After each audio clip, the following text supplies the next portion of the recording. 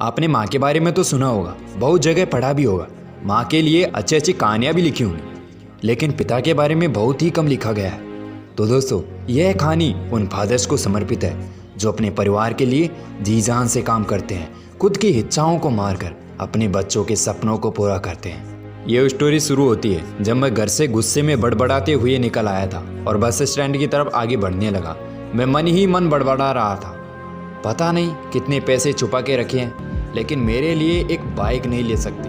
अब मैं यहाँ से चला जाऊँगा और तब तक वापस नहीं आऊँगा जब तक मैं खुद के पैसों से बाइक नहीं खरीद लेता। इतना सोच ही रहा था, तभी मेरे पैर में मुझे कुछ चुभने का एहसास हुआ।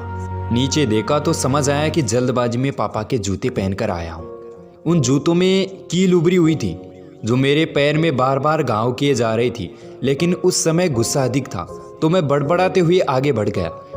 एकाएक मुझे याद आया कि मैं पापा का पर्स भी साथ ले आया हूँ। मेरे खुरापती दिमाग में एक ख्याल आया, क्यों ना आज पापा का पर्स चेक कर लिया जाए, जिसे आज तक उन्होंने किसी के हाथ तक नहीं लगाने दिया था। पता नहीं कौन सा खजाना छुपा है इस पर्स में जो किसी को हाथ नहीं लगाने देते थे। जब मैंने पापा का वह पुराना पर्स खोज कर देखा तो उसमें पैसे तो नहीं मिले, लेकिन पैसों की जगह पर एक डायरी रखी हुई थी। तब मैंने सोचा, ओह, तो यहाँ है खजाना। मैं समझ रहा था कि यहाँ पापा ने लिखा होगा कि किससे कितने पैसे लेने हैं और किसको कितने पैसे दिए हैं, लेकिन मैं गलत था। जब मैंने उस छोटी सी डायरी का पहला पेज खोलकर देखा तो वहाँ पर जो लिखा था वह थोड़ा सीरियस कर देने वाला था। डायरी में जो लिखा था उसे पढ़ने के बाद मेरे चेहरे पर जो एक्सप्रेशन थे वह गायब हो चुके थे, क्योंकि डायरी में वैसा कुछ नहीं था जैसा मैं सोच रहा था। वहाँ पर उन पैसों का हिसाब लिखा हुआ था जो अलग अलग कामों के लिए अलग अलग लोगों से उधार लिए गए थे। उस लिस्ट में कंप्यूटर के नाम पर भी पैसे लिए गए थे। कुछ यूँ लिखा था, 50,000 बेटे के कंप्यूटर के लिए। यह वही कंप्यूटर था जिसे मैं आज तक यूज कर रहा हूँ, लेकिन मुझे पता नहीं था उस कंप्यूटर को खरीदने के लिए पैसे कहाँ से आए थे। लेकिन आज पता चल रहा था।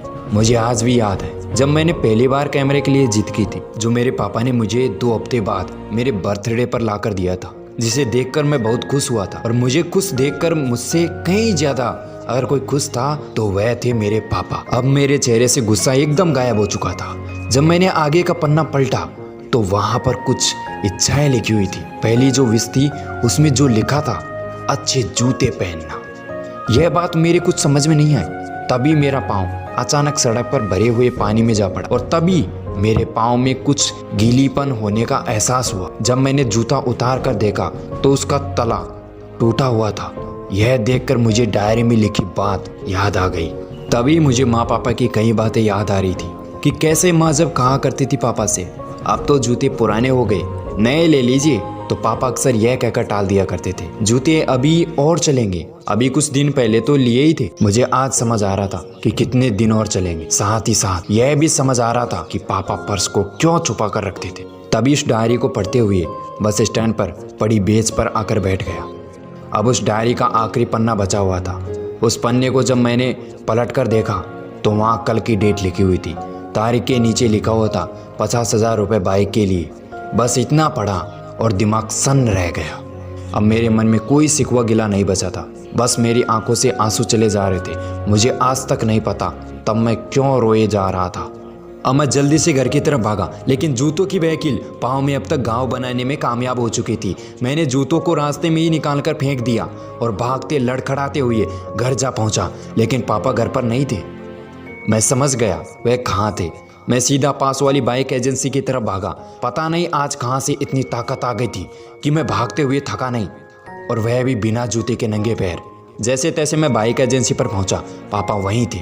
मैंने पापा को दौड़कर गले लगा लिया और मेरी आंखों से आंसू रुकने का नाम ही नहीं ले रहे थे। पापा भी समझ नहीं पा रहे थे आखिर हो क्या रहा है, मैं क्यों रो रहा हूँ।